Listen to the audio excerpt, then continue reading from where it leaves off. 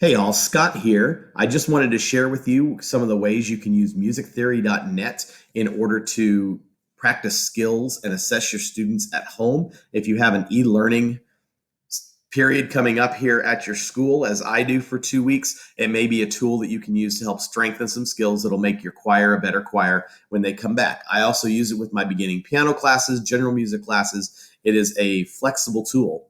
If you have never been to musictheory.net, go there, check it out. It has lots of great lessons you can use. You can assign these to your students to learn information, and then exercises to help them practice skills and apply that information.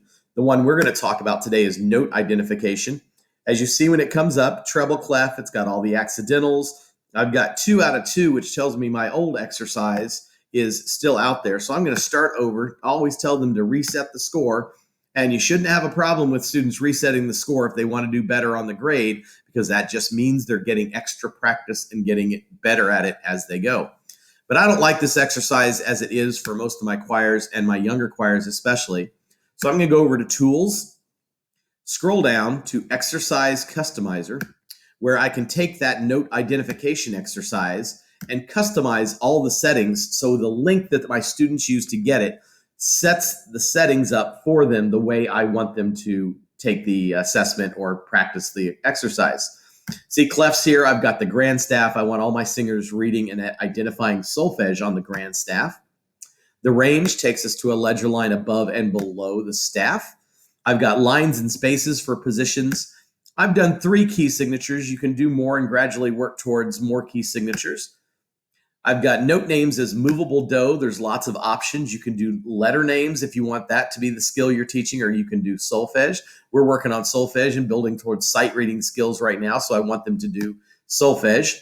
And then I turn on the helpers, and I'll show you what that is in a minute, and I turn off the accidentals. When you set those settings, what you get down here at the bottom is a customized link that is going to take us right to the exercise exactly as I had it. Now you see there I've got 6 out of 9, so I want to reset my score and start fresh. Don't like that score anyway, and I can do better than that. And then students just start identifying, and they can use the helpers. That's what these does are over here. If you deselect the helpers, then they are not there, and your students will have to find do by themselves. You simply click on the correct answers, hopefully the correct answers. If they miss it, it's going to turn red and let them know that they did not get the right answer. And as they continue through, it will give them more answers and change the key signature each time. They can click through. Most of them can do it on their phones. So you do that, and you can assign them up here, you see, whether you want them to do 50 correct attempts, do 100 total attempts, or you could set a time limit and want them to do a certain amount of time. All are options. When they're done, they click on the 3 dots up here and click Show Progress Report. At that point, it'll give them all of their stats and ask them to sign the report. I ask them to do first and last name. When they sign report, it gives this code. The code is the key to you seeing their progress report. They copy that code. At this point, you can have it turned in through a shared Google Doc. You can have them email you the codes. I like to use Google Forms, where they have to put in their last name, their first name. It makes it really easy to sort. A class period. You could even do voice part if you wanted to.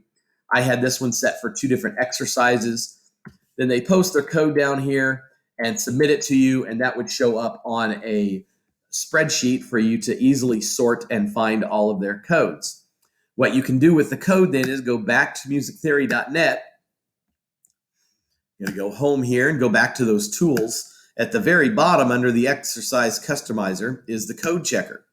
I'm going to check that, input the code sent to me by my great student, and verify, and it pulls up their progress report, shows exactly what their score was, their percent, their time, and what the settings were, just in case maybe before they started they change a setting or 2 on you. You can see that there. And there you'll have an easy way to assess, a way to track your students' progress, and be able to utilize that in furthering your teaching and hopefully making your students better singers and better musicians. Thanks for joining me. Have a great day.